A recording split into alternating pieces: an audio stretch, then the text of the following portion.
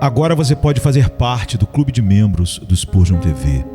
Esses são e-books já disponibilizados para os membros do canal. Todos os dias, novos e-books são adicionados junto com outros benefícios que só os membros têm. Sendo um membro, você passa a ajudar no crescimento desse ministério, tanto na quantidade do que podemos publicar, como na qualidade do material. Nosso propósito é, juntos, atingirmos o maior número de pessoas com solo escritura. Seja um membro do Spurgeon TV. O pecado não reina mais em mim. Sermão 781, pregado na manhã de domingo, 17 de outubro de 1867, por Charles Haddon Spurgeon, no Tabernáculo Metropolitano em Newington, Londres, Inglaterra. Estou crucificado com Cristo. Logo, já não sou eu quem vive, mas Cristo vive em mim. E esse viver que, agora, tenho na carne, vivo pela fé no Filho de Deus, que me amou e a si mesmo se entregou por mim. Gálatas 2, 20. Nas grandes cadeias de montanhas, há picos elevados que perfuram as nuvens.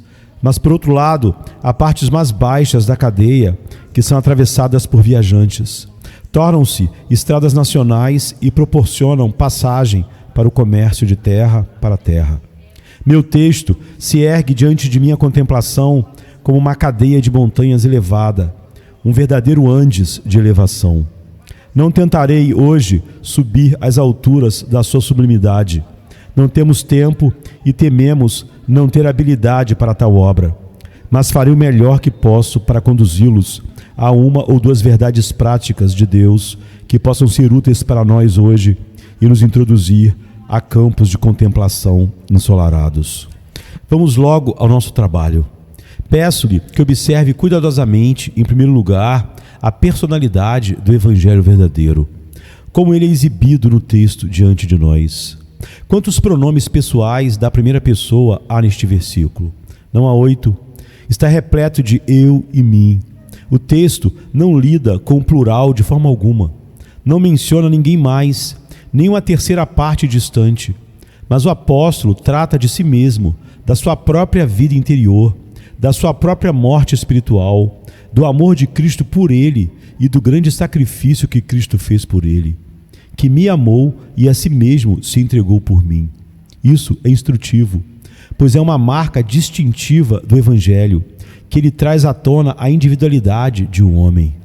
Não nos torna egoístas, ao contrário, cura-nos desse mal, mas ainda assim manifesta em nós um eu pelo qual nos tornamos conscientes da nossa individualidade pessoal em grau eminente. Nos céus noturnos, há muito tempo, foram observadas massas brilhantes de luz. Os astrônomos chamavam-lhes nebulosas. Eles supunham que fossem estoques de matéria caótica e sem forma, até que o telescópio de Haskell as mostrou como estrelas distintas. O que o telescópio fez pelas estrelas, o Evangelho de Cristo, quando recebido no coração, faz pelos homens. Os homens pensam em si mesmos como misturados com a raça, ou misturados na comunidade, ou absorvidos na humanidade universal. Eles têm uma ideia muito indistinta de suas obrigações separadas para com Deus e de suas relações pessoais com o seu governo.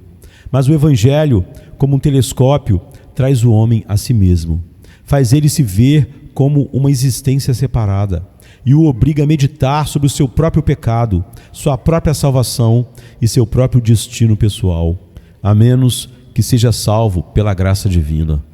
Na estrada larga, há tantos viajantes que, ao se observá-la do alto, parece estar cheia de uma vasta multidão de homens movendo-se sem ordem. Mas no caminho reto e estreito que leva à vida eterna, cada viajante é distinto. Ele chama a sua atenção, ele é um homem marcado. Tendo que ir contra a corrente geral dos tempos, o crente é um indivíduo sobre quem os olhos observadores estão fixados. Ele é um indivíduo distinto, tanto para si mesmo quanto para o resto de sua espécie. Você verá facilmente como o Evangelho de Jesus Cristo traz à tona a individualidade do homem desde o seu amanhecer. Ele revela a ele o seu próprio pecado pessoal e a consequente perdição. Você não sabe nada sobre conversão se apenas acredita na depravação humana e na ruína humana, mas nunca sentiu que é depravado e que você mesmo está arruinado. Além de todos os infortúnios gerais da raça, haverá um infortúnio particular seu, se você foi convencido do pecado pelo Espírito Santo. Você clamará como aquele profeta de voz estridente de Jerusalém nos dias do cerco: ai de mim também.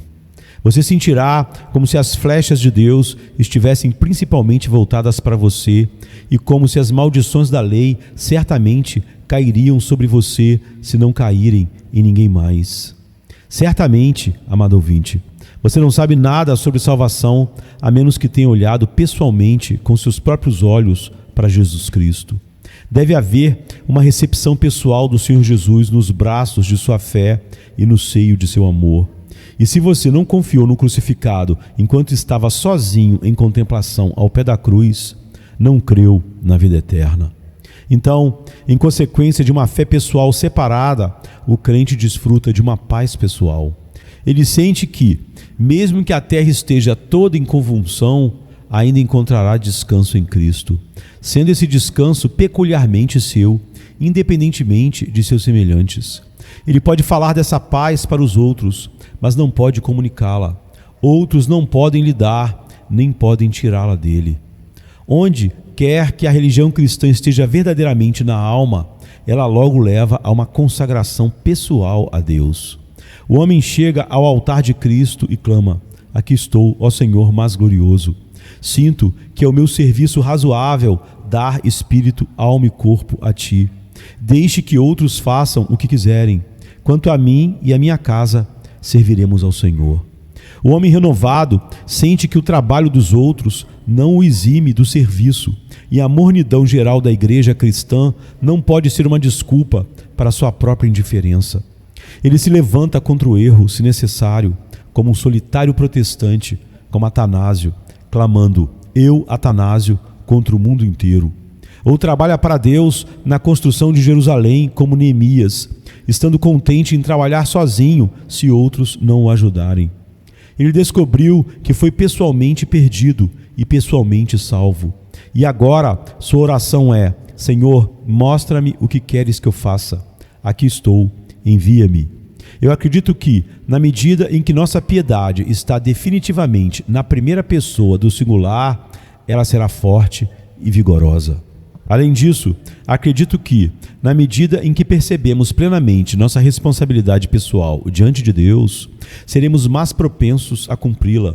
Mas se não a compreendemos realmente, é muito provável que sonhemos com um trabalho para Deus por procuração, pagar a um pastor para ser útil por nós e agir como se pudéssemos transferir nossa responsabilidade de nossos próprios ombros para as costas de uma sociedade ou igreja. Desde o amanhecer até a glória do meio-dia, a personalidade da verdadeira piedade é mais observável. Todo o ensinamento de nossa santa fé aponta nessa direção. Pregamos eleição pessoal, chamado pessoal, regeneração pessoal, perseverança pessoal, santidade pessoal, e não conhecemos nenhuma obra da graça divina que não seja pessoal para aquele que a professa. Não há doutrina nas Escrituras que ensine que o homem possa ser salvo pela piedade de outro. Não consigo descobrir nada parecido com salvação por patrocínio, exceto no único caso do patrocínio do Senhor Jesus Cristo. Não encontro nenhum ser humano colocado no lugar de outro, de modo a poder assumir o fardo do pecado de outro ou cumprir o dever de outro. Eu descubro que devemos levar as cargas uns dos outros em relação à simpatia, mas não no sentido de substituição. Cada um deve levar sua própria carga e prestar contas de si mesmo diante de Deus. Além disso, as ordenanças do Evangelho nos ensinam o mesmo. Quando o homem é simbolicamente sepultado com Cristo pelo ato público do batismo, ele não pode estar morto por outro ou sepultado por outro, nem pode ressuscitar no lugar de outro. Há o ato pessoal de imersão para mostrar nossa morte pessoal para o mundo, sepultamento pessoal com Cristo e ressurreição pessoal com Ele. Mesma forma, na ceia do Senhor, o ato distinto de cada homem comer e beber por si mesmo, manifestamente mostra que estamos diante do Senhor nosso Deus como indivíduos em nossa conexão com o Senhor Jesus Cristo. Agora, sinto sinceramente que nada deve estragar o efeito desta verdade de Deus em nossas mentes. É uma verdade tão simples que quando faço a declaração, talvez você se pergunte por que a repito tantas vezes. Mas por mais simples que seja, é constantemente esquecida. Quantos membros da igreja se abrigam por trás da ação vigorosa de toda a comunidade? A igreja está sendo aumentada, a igreja está trabalhando, e assim um membro da igreja lisonjeia a si mesmo que está fazendo algo, enquanto esse mesmo homem pode não ter feito nada em absoluto, seja por suas contribuições, orações ou ensinamentos pessoais. Ó membro da igreja ocioso, eu lhe suplico que sacuda a poeira. Não seja tão mesquinho a ponto de se apropriar dos trabalhos de outros. Diante do seu próprio Senhor, você se levantará ou cairá em relação ao seu próprio serviço individual ou negligência. E se você não produzir frutos, todos os frutos sobre os outros galhos não irão ajudá-lo. Toda árvore que não produz bom fruto é cortada e lançada ao fogo. Toda vara em mim que não dá fruto, ele a leva. É bastante comum também que as pessoas se abriguem por trás de uma sociedade. Uma pequena contribuição anual muitas vezes foi um disfarce para uma grosseira indiferença ao esforço santo. Alguém é pago para ser um missionário e fazer o trabalho de sua missão. Este é o caminho do Senhor? Este é o caminho da obediência? Nosso Senhor não diz a mim, assim como meu Pai me enviou, eu também os envio? Agora, o Pai não enviou Cristo para que ele pudesse procurar um procurador e ser um redentor nominal, mas Jesus deu a si mesmo por nós em serviço e sacrifício pessoal. Assim também Jesus nos envia para sofrer e servir. É bom apoiar o ministro, é bom pagar ao pastor para que ele tenha tempo para dar ao trabalho o tempo necessário e integral, se dedicar, como diz os apóstolos, à oração e à pregação da palavra. Mas lembre-se de que, quando ele fizer tudo o que for possível, isso não pode exonerá-lo do seu próprio chamado peculiar. E por maiores que sejam tuas contribuições para ajudar os outros a servir o Mestre, elas não podem descarregar em seu nome uma única partícula do que era devido a você pessoalmente, ao seu Senhor. Deixe-me perguntar a você, irmãos e irmãs, se você já se abrigou por trás do trabalho dos outros para se apresentar em seu próprio caráter adequado. Você deve lembrar que perante Deus você será avaliado pelo que sentiu, pelo que aprendeu e pelo que fez. Você não pode transferir isso para ninguém. O pior tipo de mal é quando as pessoas imaginam que a piedade familiar ou a religião nacional podem ser usadas em vez do arrependimento e da fé individual. Por mais absurdo que possa parecer, é muito comum as pessoas dizerem: sim, somos todos cristãos. Claro, somos todos cristãos. Todo inglês é um cristão. Não pertencemos aos hindus ou muçulmanos. Somos todos cristãos. Que mentira mais grosseira um homem pode inventar do que essa? Um homem é cristão porque vive na Inglaterra? Um rato é um cavalo porque vive no estábulo? E isso é ridículo para um ser pensante. Um homem deve nascer de novo, ou então não é filho de Deus. Um homem deve ter fé viva no Senhor Jesus Cristo, ou então não é cristão. E ele apenas zomba do nome de cristão quando o assume sem ter parte ou parcela na questão. Outros dizem: minha mãe e meu pai sempre professaram o Evangelho, portanto, eu sou obrigado a fazer o mesmo. Um raciocínio glorioso, certamente adequado para idiotas.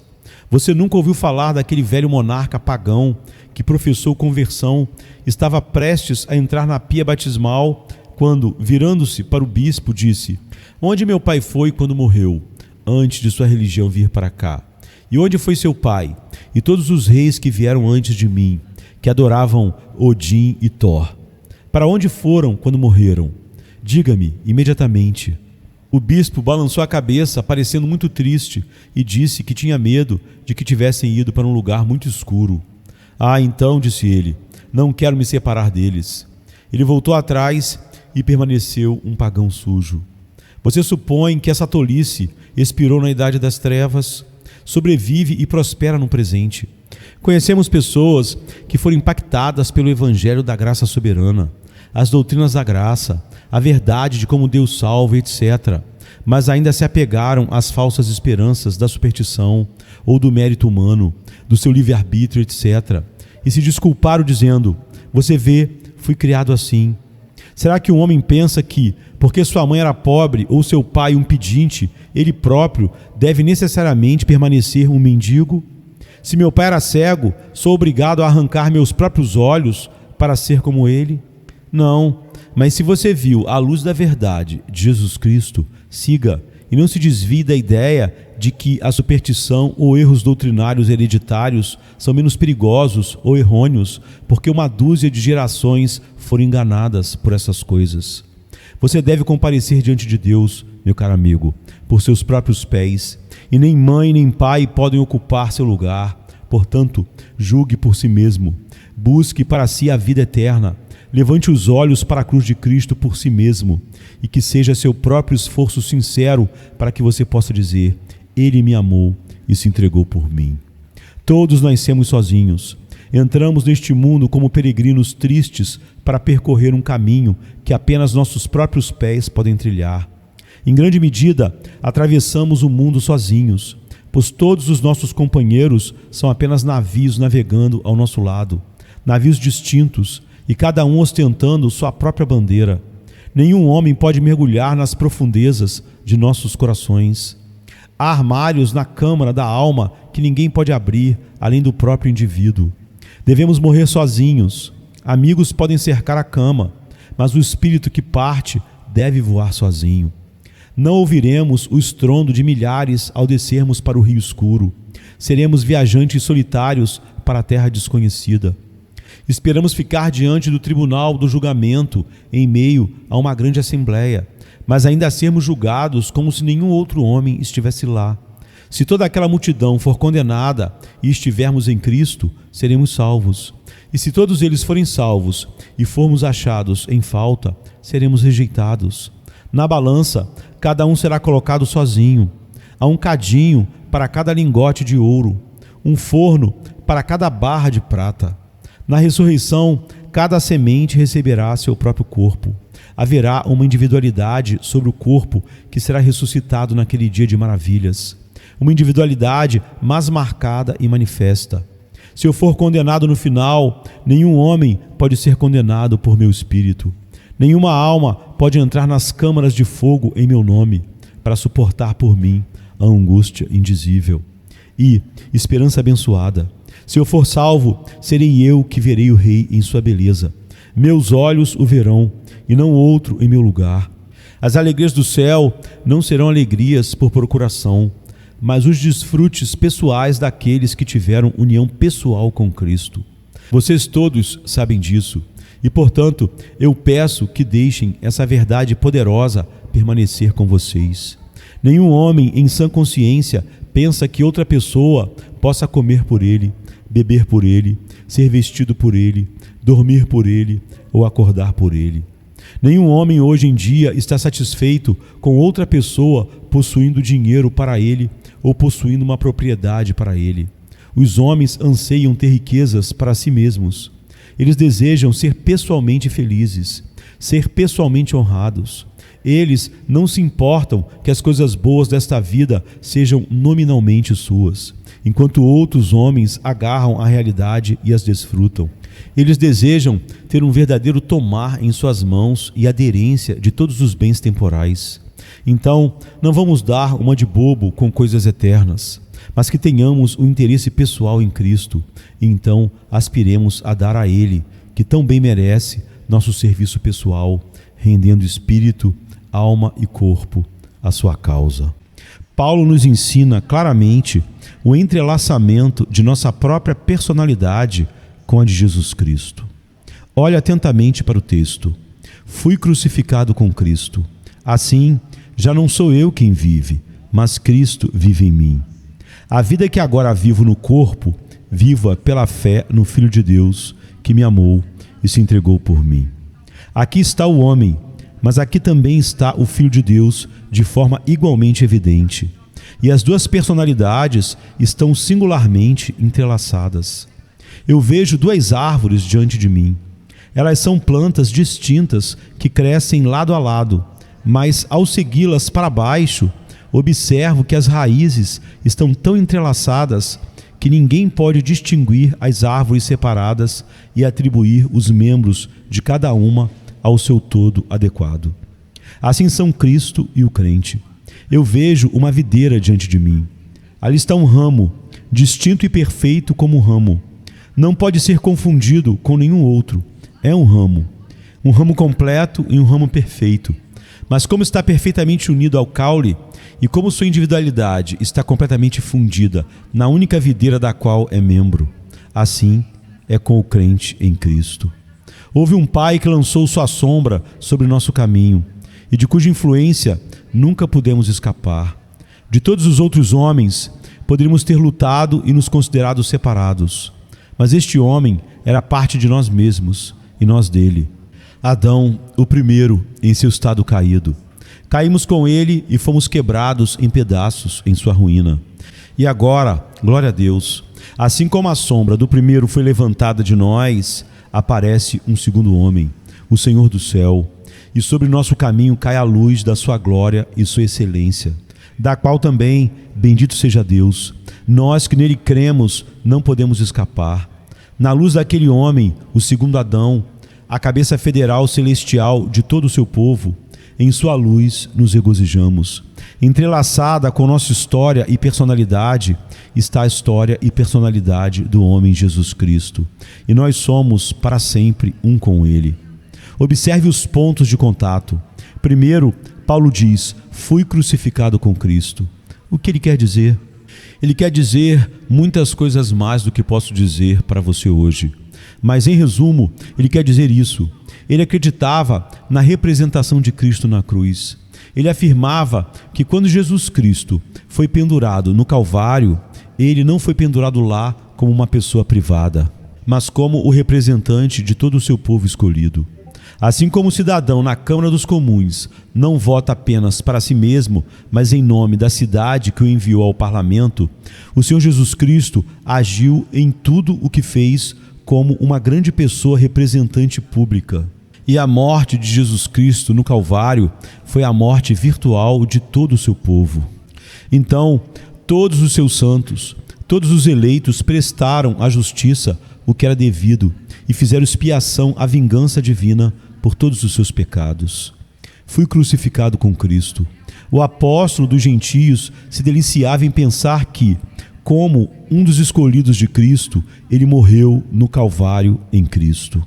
Ele fez mais do que acreditar nisso doutrinariamente, porém, ele o aceitou confiantemente, descansando sua esperança nele.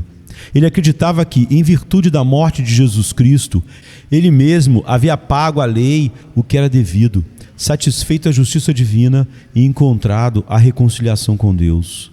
Amados, como é abençoado quando a alma pode, como que esticar-se sobre a cruz de Cristo e sentir: eu estou morto.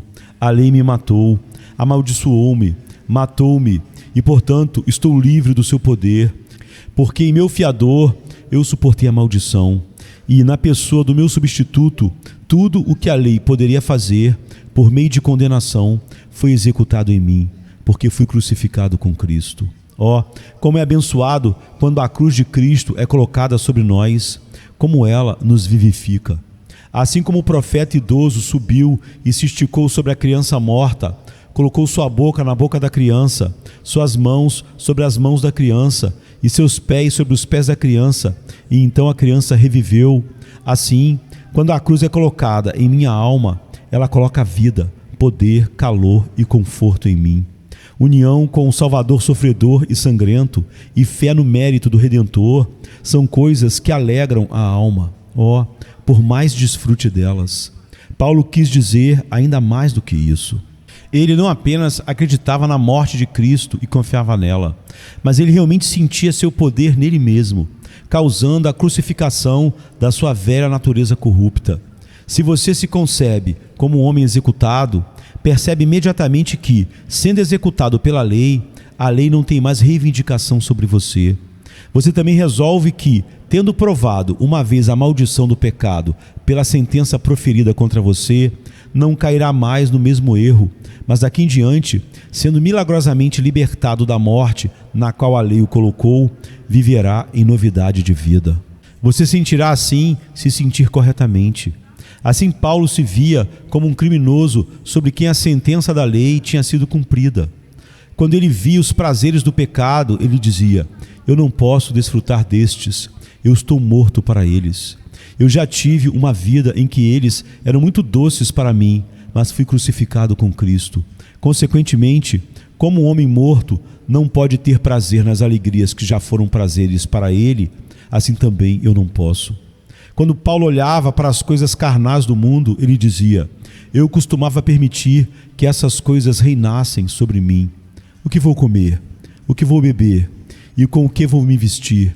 Essas eram uma trindade de questões da maior importância. Elas não têm importância agora, porque eu estou morto para essas coisas. Lanço minha preocupação sobre Deus em relação a elas. Elas não são minha vida. Eu fui crucificado para elas. Se alguma paixão, se algum motivo, se algum projeto surgir em nossa mente que não seja a cruz de Cristo, devemos exclamar: Deus me livre de me gloriar em qualquer dessas coisas. Eu sou um homem morto. Venha, mundo, com toda a sua bruxaria. Venha, prazer, com todos os seus encantos. Venha, riqueza, com todas as suas tentações. Venham todos vocês tentadores que seduziram tantos. O que vocês podem fazer com um homem crucificado? Como vocês podem tentar alguém que está morto para vocês? Agora é um estado abençoado de mente, quando o homem pode sentir que, ao ter recebido Cristo, ele é para este mundo como alguém que está completamente morto. Ele não cede sua força para seus propósitos, nem sua alma para seus costumes, nem seu julgamento para suas máximas, nem seu coração para suas afeições, porque ele é um homem crucificado por meio de Jesus Cristo. O mundo está crucificado para ele e ele para o mundo. Isso é o que o apóstolo queria dizer. Observe outro ponto de contato. Ele diz: no entanto, eu vivo. Mas em seguida ele se corrige: mas não eu, mas Cristo vive em mim. Você já viu o lado morto de um crente. Ele é surdo, mudo, cego e sem sentimentos para o mundo pecaminoso. Mas ele acrescenta: no entanto, eu vivo. Ele explica o que é a sua vida. Sua vida é produzida nele, em virtude de Cristo estar nele e ele estar em Cristo. Jesus é a fonte da vida cristã. A seiva na videira vive até mesmo nas menores das gavinhas. Não importa quão pequeno seja o nervo, o anatomista lhe dirá que a vida cerebral vive em sua extremidade mais distante. Assim é em todo cristão. Embora o cristão possa ser insignificante e possuir pouca graça divina, ainda assim, se ele é verdadeiramente um crente, Jesus vive nele. A vida que mantém sua fé, sua esperança e seu amor em existência vem de Jesus Cristo e somente dele. Deixaríamos de ser santos vivos se não recebêssemos diariamente a graça divina de nosso chefe do pacto. Assim como a força de nossa vida vem do Filho de Deus, assim ele é o governante e a força motriz dentro de nós. Como pode alguém ser cristão e ser governado por outra pessoa que não seja Cristo? Se você chama a Cristo de Mestre e Senhor, você deve ser seu servo. Nem pode você obedecer a qualquer poder rival, pois nenhum homem pode servir a dois senhores. Deve haver um espírito mestre no coração, e a menos que Jesus Cristo seja tal espírito mestre para nós, não somos salvos de forma alguma. A vida do cristão é uma vida que brota de Cristo e é controlada por sua vontade. Amados, vocês sabem algo sobre isso? Eu tenho medo de que seja conversa seca para vocês, a menos que vocês a sintam. Sua vida tem sido assim durante a última semana. A vida que você tem vivido tem sido a vida de Cristo vivendo em você. Você tem sido como um livro impresso em letras simples, em que os homens podem ler uma nova edição da vida de Jesus Cristo. Um cristão deve ser uma fotografia viva do Senhor Jesus, uma semelhança marcante do seu Senhor. Quando os homens o olham, eles devem ver não apenas o que o cristão é, mas o que o mestre do cristão é. Pois ele deve ser como seu mestre. Você alguma vez vê e sabe que dentro de sua alma Cristo olha por seus olhos, considerando os pobres pecadores e considerando como você pode ajudá-los? Que Cristo palpita em seu coração, sentindo pelos perdidos, tremendo por aqueles que não tremerão por si mesmos? Em seguida, o apóstolo diz, e espero que mantenham as suas Bíblias abertas para acompanhar o texto: a vida que agora vivo na carne, vivo-a pela fé no Filho de Deus. A cada momento, a vida do cristão deve ser uma vida de fé. Cometemos um erro quando tentamos andar pela sensação ou pela vista. Sonhei na outra noite, enquanto meditava na vida do crente, que estava passando por um caminho que uma chamada divina tinha designado para mim. O caminho ordenado que eu era chamado a percorrer era de uma escuridão densa, sem um raio de luz. Enquanto eu estava na terrível escuridão, incapaz de perceber um único centímetro à minha frente, ouvi uma voz que dizia: deixe seus pés continuarem. Não tenha medo, mas avance em nome de Deus. Então continuei, colocando um pé após o outro, tremendo. Depois de um tempo, o caminho através da escuridão tornou-se fácil e suave pelo uso e experiência. Foi então que percebi que o caminho virava. Não adiantava tentar prosseguir como antes. O caminho era tortuoso e a estrada era áspera e pedregosa. Mas eu me lembrei do que foi dito, que eu deveria avançar o quanto pudesse, e assim continuei. Então veio outra curva, e mais outra, e outra, e outra. E eu me perguntava por quê, até entender que, se o caminho permanecesse o mesmo por muito tempo, eu me acostumaria com ele e assim caminharia pela sensação. E aprendi que todo o caminho me forçaria constantemente a depender da voz orientadora e a exercer fé no invisível que havia me chamado. De repente, parecia que não havia nada debaixo do meu pé quando o colocava no chão, mas eu o empurrei para a escuridão com coragem confiante. E eis que um passo firme foi alcançado, e outro, enquanto eu descia uma escada que descia fundo, fundo, fundo. Eu continuei sem ver um centímetro à minha frente, mas acreditando que tudo estava bem, embora pudesse ouvir ao meu redor os gritos de homens e mulheres que caíam por terem caminhado pela luz das suas próprias lanternas e perdido o apoio. Eu ouvi os gritos e os berros dos homens que caíam dessa escada terrível, mas fui ordenado a seguir em frente e continuei a avançar, resoluto em ser obediente, mesmo se o caminho descesse até o mais profundo inferno. Logo, a terrível escada terminou e eu encontrei uma rocha sólida sob meus pés. E caminhei com confiança sobre uma calçada pavimentada, com uma grade de cada lado. Entendi que essa era a experiência que eu havia adquirido, que agora poderia me guiar e ajudar. E me apoiei nesta grade e caminhei com confiança até que, no momento, minha calçada acabou e meus pés afundaram na lama. E minhas outras seguranças haviam desaparecido, pois eu ainda tinha que saber que deveria depender do meu amigo invisível. E o caminho sempre seria tal que nenhuma experiência poderia substituir minha dependência de Deus. Avancei então através da lama, sujeira e fumaça sufocante e um cheiro de morte, pois era o caminho e eu tinha sido ordenado a andar ali. Novamente o caminho mudou, embora ainda fosse meia-noite. O caminho subiu e subiu e subiu, sem nada em que eu pudesse me apoiar. Eu subi inúmeras escadas cansativamente, nenhuma das quais eu podia ver, embora o pensamento de sua altura pudesse fazer meu cérebro girar.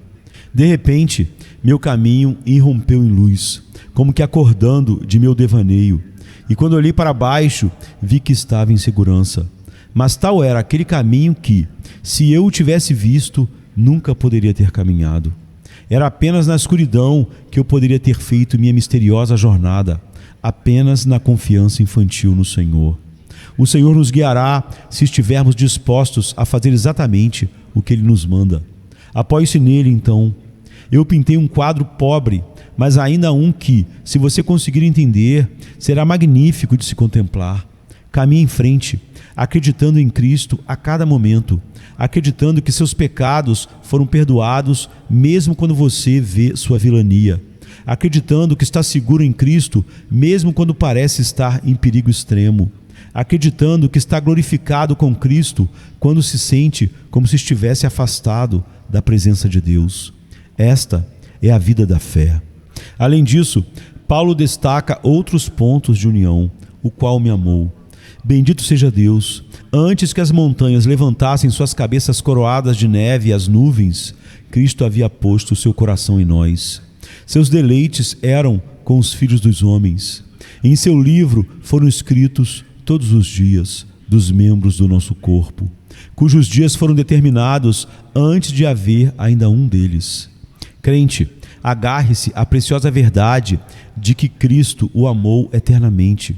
O glorioso Filho de Deus o escolheu na eternidade e se uniu a você, para que você pudesse ser sua noiva por toda a eternidade. Aqui está uma união abençoada, de fato. Observe o próximo ponto. A si mesmo se entregou por mim. Não apenas deu tudo que tinha, mas se entregou a si mesmo. Não apenas renunciou à sua glória, ao seu esplendor e à sua vida, mas entregou-se a si mesmo. Ó herdeiro do céu, Jesus é seu neste momento. Tendo se entregado por você uma vez na cruz para eliminar seu pecado, neste momento ele se entrega a você para ser sua vida, sua coroa, sua alegria, sua porção e seu tudo em tudo. Você descobriu que é uma personalidade e individualidade separada, mas essa personalidade está ligada à pessoa de Cristo Jesus, de modo que você está em Cristo e Cristo está em você. Por uma bendita união indissolúvel, vocês estão unidos para sempre. Paulo também descreve a vida que resulta dessa personalidade mista. Se você tiver paciência comigo, serei breve enquanto passo novamente pelo texto, palavra por palavra.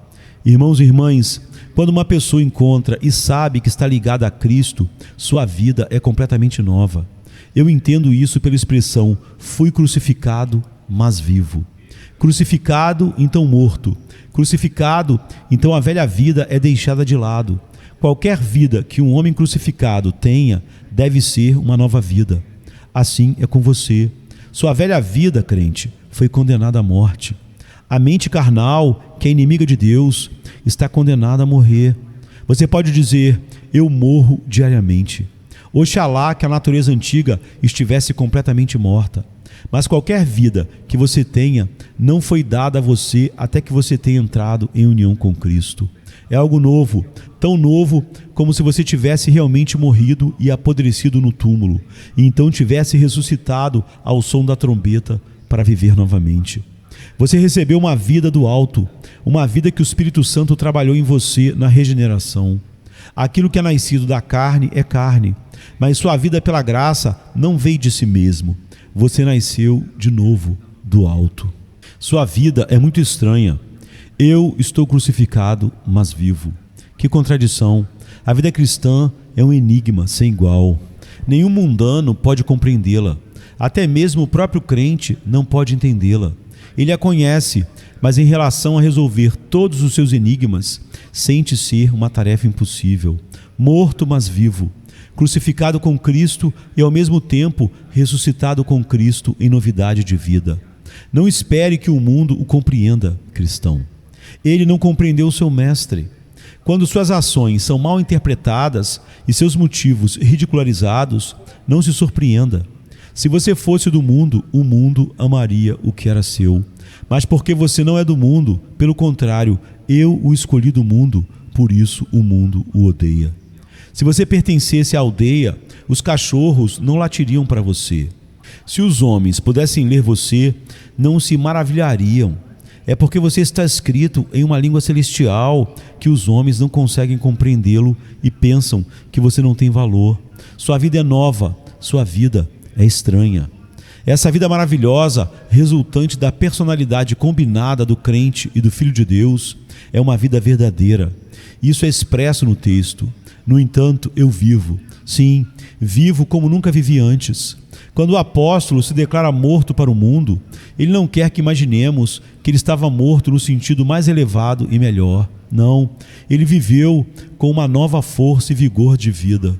Pareceu-me, irmãos e irmãs, quando acordei para conhecer Cristo, que eu era como uma borboleta recém-saída do casulo. Então comecei realmente a viver. Quando uma alma é assustada pelos trovões da convicção do pecado e depois recebe o perdão em Cristo, ela começa a viver. O mundano diz que precisa ver a vida e, portanto, se lança no pecado. Tolice dele. Ele espreita o sepulcro para descobrir a imortalidade. O homem que verdadeiramente vive é o crente. Devo me tornar menos ativo porque sou cristão? Deus me livre. Tornar-se menos trabalhador e encontrar menos oportunidades para a manifestação de minhas energias naturais e espirituais? Deus me livre. Se o homem deve ser como uma espada muito afiada, com uma lâmina que não pode ser virada, deveria ser o cristão. Ele deveria ser como chamas de fogo queimando o seu caminho. Viva enquanto vive, que não haja desperdício de tempo. Viva de forma a demonstrar que você possui a forma mais nobre de vida. É claro também que a nova vida que Cristo nos traz é uma vida de autonegação, pois Paulo acrescenta: vivo, mas não eu. A humildade é parte integrante da piedade. Aquele que pode assumir qualquer mérito para si mesmo não conhece o espírito de nossa santa fé. O crente, quando ora melhor, diz: mas não eu, o Espírito de Deus intercedeu em mim. Se ele ganhou alguma alma para Cristo, ele diz: mas não eu, foi o Evangelho. O Senhor Jesus trabalhou poderosamente em mim e o Espírito fez seu chamado eficaz. Não a nós, mas ao teu nome seja toda a glória.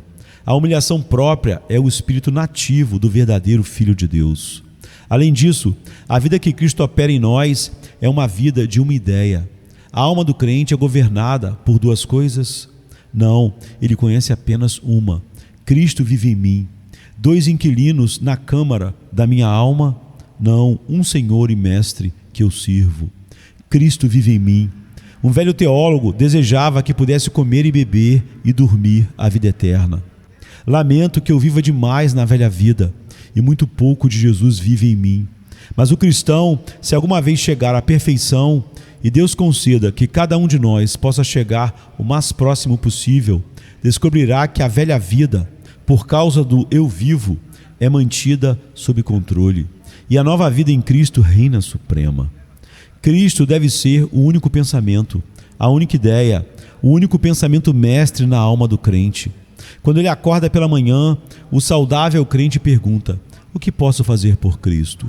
Quando ele vai sobre seus negócios, ele pergunta: como posso servir ao meu Senhor em todas as minhas ações? Quando ele ganha dinheiro, ele se questiona: como posso usar meus talentos para Cristo? Se ele adquire educação, a pergunta é: como posso gastar meu conhecimento para Cristo? Para resumir, em poucas palavras, o Filho de Deus tem dentro de si a vida de Cristo. Mas como descrevê-la? A vida de Cristo na terra foi a divindade misturada com a humanidade. Assim é a vida do cristão. Há algo divino nela. É uma semente viva e incorruptível que permanece para sempre. Somos participantes da natureza divina, tendo escapado da corrupção que há no mundo através da concupiscência. No entanto, nossa vida é completamente humana. O cristão é um homem entre os homens. Em tudo que é viril, ele trabalha para se destacar, mas não é como os outros homens, pois usa uma natureza oculta que nenhum mundano comum entende. Pinte a vida de Cristo na terra, amados. E é isso que a vida de Deus em nós deve ser. E será na medida em que estivermos sujeitos ao poder do Espírito Santo. Observe novamente, mantendo-se próximo ao texto, que a vida que Deus trabalha em nós é ainda a vida de um homem. A vida que agora vivo na carne, diz o apóstolo. Monges e freiras que fogem do mundo por medo de suas tentações para se isolarem em busca de maior santidade, são tão bons soldados quanto aqueles que se retiram para o acampamento por medo de serem derrotados. De que servem tais soldados na batalha, ou tais pessoas na guerra da vida? Cristo não veio para fazer monges de nós, ele veio para fazer homens de nós. Ele quis que aprendêssemos a viver na carne. Não devemos desistir dos negócios, da sociedade, nem em nenhum sentido certo desistir da vida. A vida que agora vivo na carne, diz o apóstolo. Olhe para ele ocupado em fazer tendas. O que? Um apóstolo fazendo tendas? O que você diria, irmãos e irmãs, se o arcebispo de Canterbury estivesse costurando para ganhar a vida? Certamente é muito baixo para um bispo do estado, mas não para Paulo. Eu não acho que o apóstolo tenha sido mais apostólico do que quando ele pegou gravetos para fazer uma fogueira.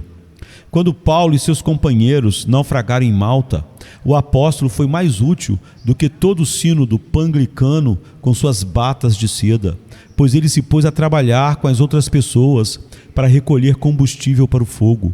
Ele queria se aquecer como as outras pessoas e por isso participou do trabalho. Ainda assim, você e eu devemos fazer nossa parte. Não devemos pensar em nos manter afastados de nossos semelhantes, como se fôssemos ser degradados ao nos misturar com eles. O sal da terra deve ser bem esfregado na carne, e assim o cristão deve se misturar com seus semelhantes, buscando sua edificação. Somos homens, e o que os homens podem fazer legalmente, nós fazemos. Onde eles podem ir, podemos ir. Nossa vida em Cristo não nos torna mais nem menos do que humanos, embora nos traga para a família de Deus. No entanto, a vida cristã é uma vida de fé. A vida que vivo na carne, viva pela fé no Filho de Deus. A fé não é um enfeite para ser colocado em mesas de salas de estar, nem uma vestimenta para ser usada aos domingos.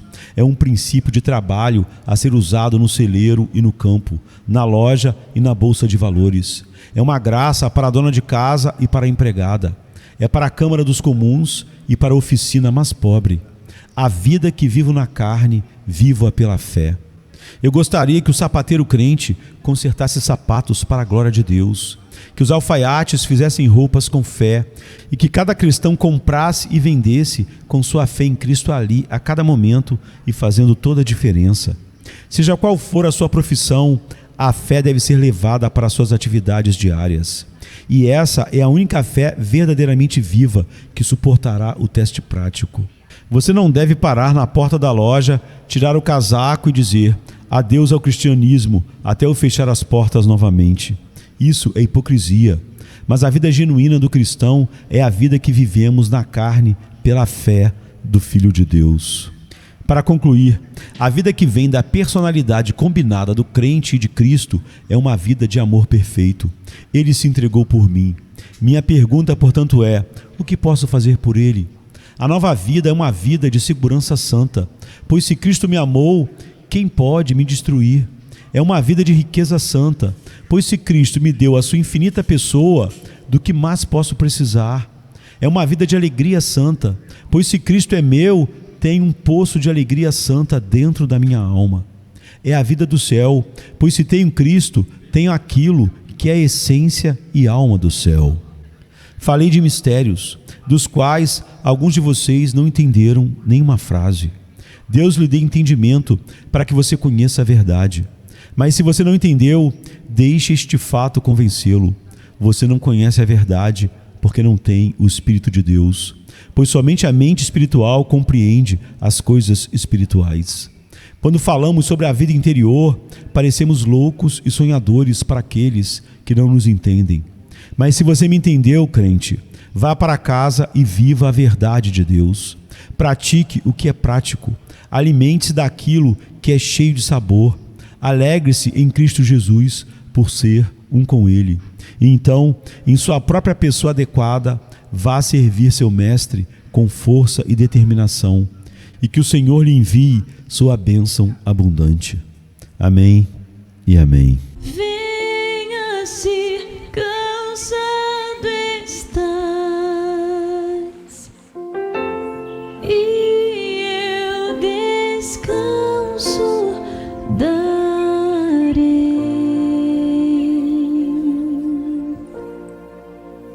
Tu descansarás.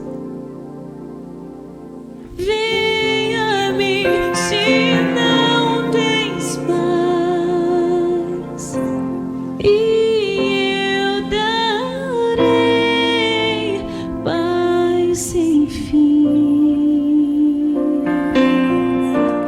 Terás paz sem fim. O meu jugo é leve, o meu fardo graça dá.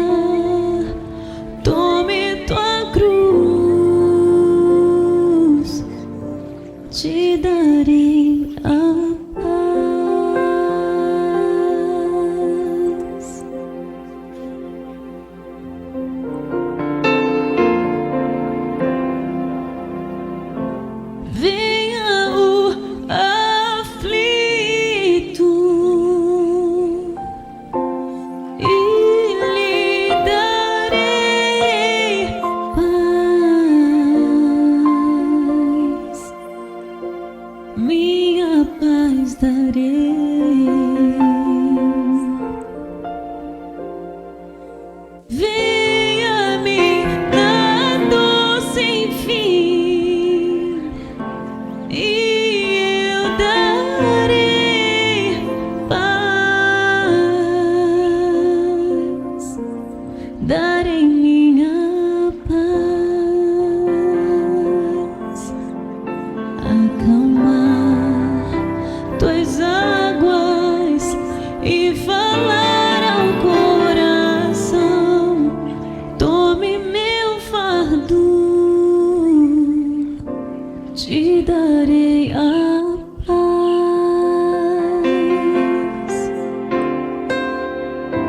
Venha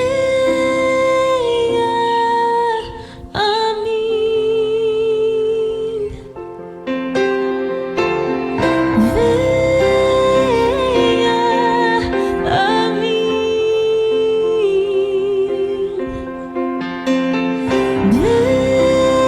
venha a mim.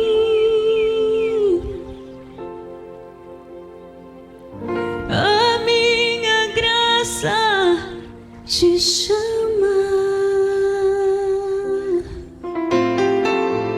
a minha graça te salva.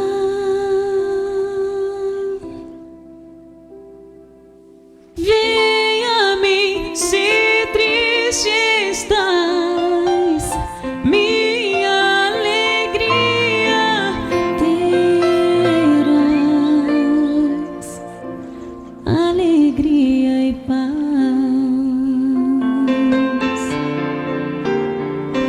Venha a mim na tua escuridão, eu sou a luz do mundo, sou a tua